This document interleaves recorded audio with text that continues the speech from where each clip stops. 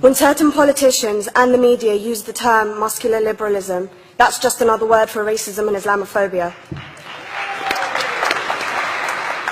This stance on Islam has led them into primary schools to ascertain why young girls wear the hijab, as it could be interpreted as a sexualization of these young girls.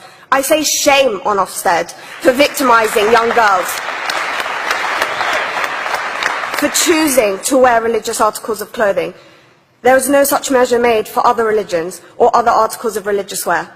This stance has other ramifications. It signals to the British public and emboldens groups such as EDL, BNP and other fascist and racist groups that women are oppressed by Islam, are made insubordinate to the men that supposedly forced them to wear it, and that it is the job of the British state to liberate us.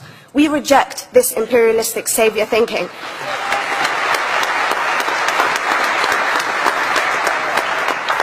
And I am here to state for all people who choose to practice their beliefs openly that we are not oppressed by our faith.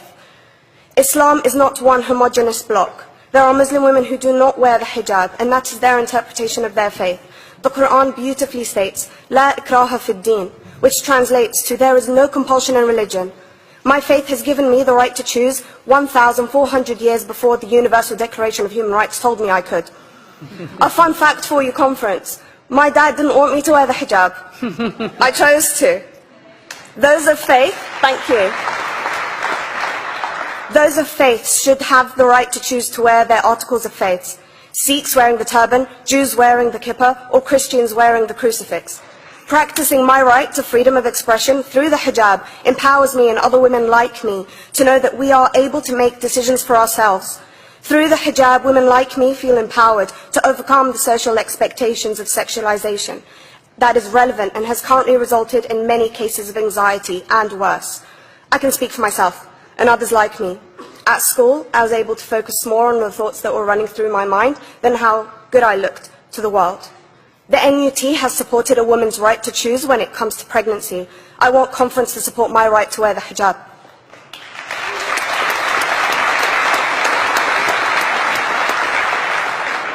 How I choose to practice my faith is clearly displayed for all to see. This makes me the target of hate crime. The level of racist attacks on Muslim women is disproportionate to any other oppressed group in British society because we are an easy target. This decision by Ofsted has ramifications beyond the school gates and must be seen in the context of increased attacks on the Muslim community and perpetuates the outdated notion that Muslim women are victims.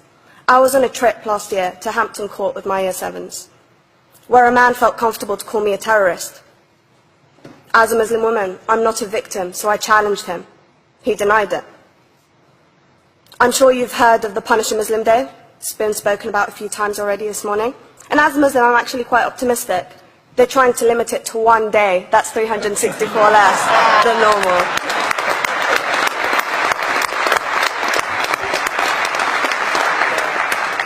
But let's be clear, conference. Islamophobia and other forms of racism affects non-Muslims too. If we don't challenge this stance as a collective, we may turn into a society like France, where women are forced by the law to choose between their faith and their education, their faith and their right to work in the public sector, their faith and their right to enjoy a day out by the seaside with their families. I want to end by stating that I came to this country as an 8-year-old refugee. We are Palestinians, forced out of our land in 1948. We lived in third world conditions, similar to those in Calais for 60 years. Here, I received the support I needed to study law at university and become a secondary school citizenship and PSHE teacher and a school rep. An injury to one is an injury to all, and I want to thank the Union for its stance on all oppressed groups, in particular mine, Palestine. Thank you, Conference. Thank you, Latifa.